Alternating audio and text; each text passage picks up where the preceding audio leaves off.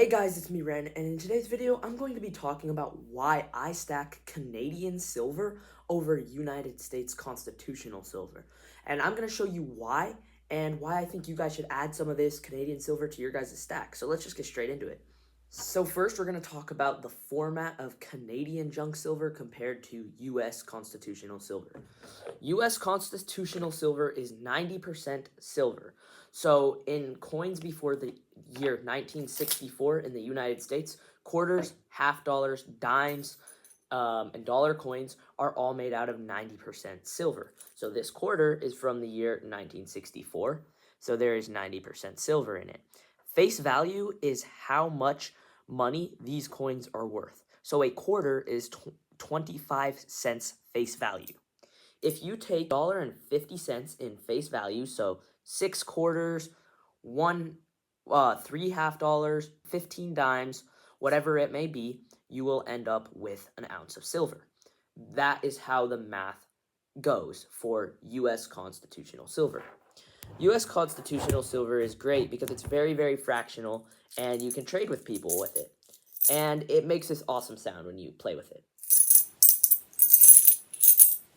Constitutional silver in the United States goes for a lot more money than face value. This quarter being 25 cents when I go to a store if it was just a normal quarter, but because it is 90% silver, it is actually worth about $6 right now. So a quarter used to be able to buy you a tank of gas at a gas station back in the 90s. Well, today a silver quarter can still buy me a tank of gas. If I sold this quarter, I could still go and fill up a tank of gas, or at least get a gallon of gas with this quarter. Because of the silver in this constitutional silver coinage, it has held its value for 100 years, just because it has silver in it.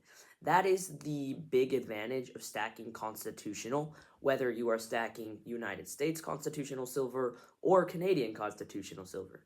Canadian constitutional silver is 80% silver. This is a Canadian $1 coin. Every dollar face value of Canadian silver, you will have 0.6 ounces of silver, which is just over a half ounce of silver. Canadian has a little bit less silver in it because it's only made out of 80%. The math for constitutional silver in the United States can be a little bit difficult. This is the first pro of stacking Canadian silver. In the United States, our junk silver is 90% silver. So you would need $1.50 to make 1 ounce of silver. And every single dollar of face value is 7.15 ounces of silver. So if you're lazy and don't like doing math, Canadian silver is better because it's way more simple. $1 face value of Canadian silver is 0.6 ounces. If you had 5 face value, so if you had 5 of these $1 coins, if you had $5 face, you would have 3 ounces of silver. If you had $10 face value of Canadian, you would have 6 ounces of silver. And if you had 100 ounces, you would have 60 ounces of silver. That is a huge advantage of Canadian junk silver, and it makes it much easier. People sometimes pay for convenience nowadays just because of the world we live in. Convenience is actually an asset, so it is more convenient than the United States' junk silver. Now, with the pros, you always have some cons. So the biggest con with Canadian constitutional silver is it's not as popular as United States constitutional silver. People would much rather buy this 90% stuff than the Canadian stuff. So this usually comes with a higher premium and is much easier to sell. If I went to sell US constitutional silver, I could usually get $1 or $2 over spot price for this 90% silver. But if I'm selling Canadian junk silver, I only get melt value, which is the value of silver. So because it is way less popular, it is much easier to liquidate the United States stuff. But then this also comes with another pro for Canadian silver. The pro is that if you're buying this stuff, you can buy it very, very cheaply. When you buy an ounce of constitutional silver, you usually pay a couple dollars in premium. Let's say I want to buy $1 face value, which is 7.15 ounces of constitutional silver, but I'm paying like $35 to $37 per face value dollar, which is actually a lot more than the value of the actual constitutional silver. And the reason I'm paying for that is because it is more liquid. It is easier to sell. But when I go and buy Canadian junk silver, I can usually buy this stuff at spot price, meaning I can buy it at the price of silver. Let's say silver is $50 per ounce. If I wanted to buy a whole ounce of constitutional silver from Canada, it would only cost me $50.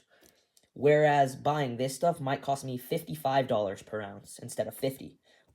So to me, these two pros and cons basically balance each other out perfectly. To me, this comes to preference.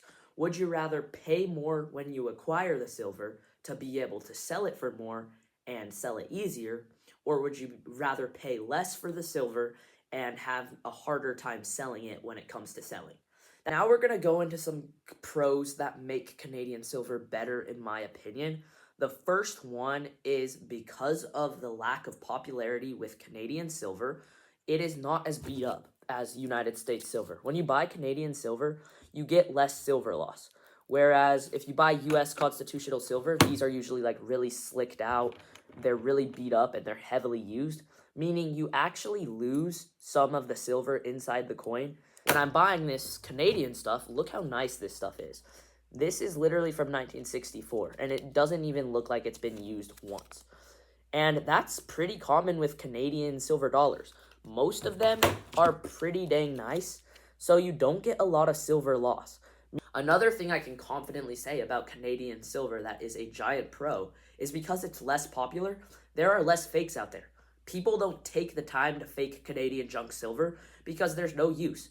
Why would you fake Canadian junk silver and you can only sell it for melt value when you could fake a United States Standing Liberty coin right here, a Standing Liberty quarter, and get way more money? So people are more likely to fake the United States stuff because it's more popular. So they're going to make more money out of their business of faking. So Canadian junk silver basically is never fake. I've never seen a fake one unless you are going for like a super collectible key date where it's super valuable. Most of the time, Canadian silver is not fake, which I love, so it adds a lot of security. But as I said before, buying this stuff at spot price is the biggest pro. You can buy this stuff at spot price, and it's like consistently available at spot price too. Like junk silver from the United States, you can find it at spot price, but it takes a lot of digging around to find it because people just don't want to let go of it. People don't want to let go of their United States quarters, dimes, half dollars.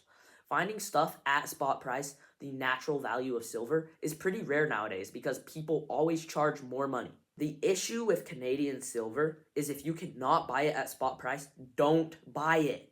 If you cannot buy Canadian silver at melt value, so at the natural value of silver, do not buy it.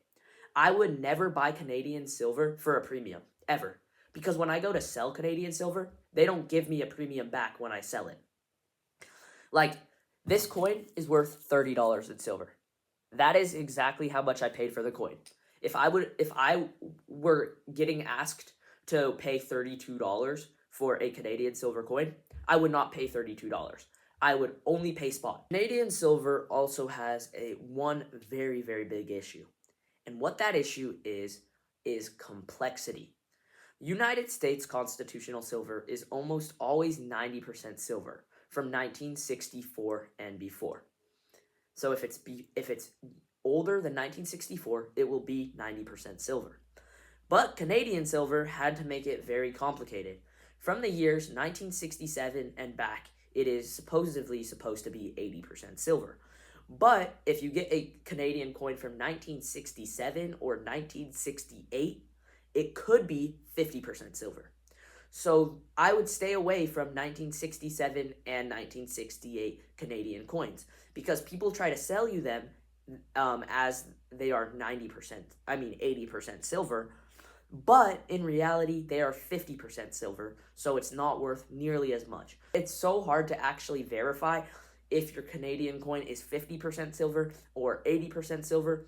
So 1967 and 1968 are off the table. I do not stack them. And then if you go back even further, anything before 1919 is actually sterling silver. Sterling silver is 92.5% silver. So if you buy coins in Canada before 1919, it's 92.5% silver, which is very, very odd. And that's not normal. So because there are 3 different types of silver weight in Canadian currency, it can become very, very complicated, and people don't want to deal with that. Like, I don't want to check every single one of my coins to make sure it's not 50% silver.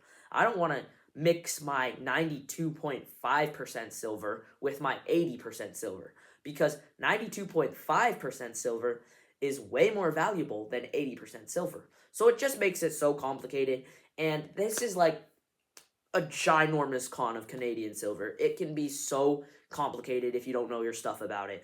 Eventually, anything that's silver will be valuable because it's silver. So it doesn't really matter what silver you have. It just matters that you have silver.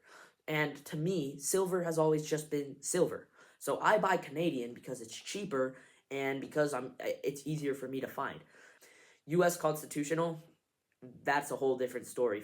So that is why I stack Canadian silver over United States silver, even though I live in the United States. Yeah, I hope you guys enjoyed the video. If you did, make sure to leave a like, hit that subscribe button, and share this video with all of your friends. I would love to hear your thoughts on Canadian silver versus United States silver in the comments. Thank you for watching. I'll see you guys all in the next video. This is where I disappear.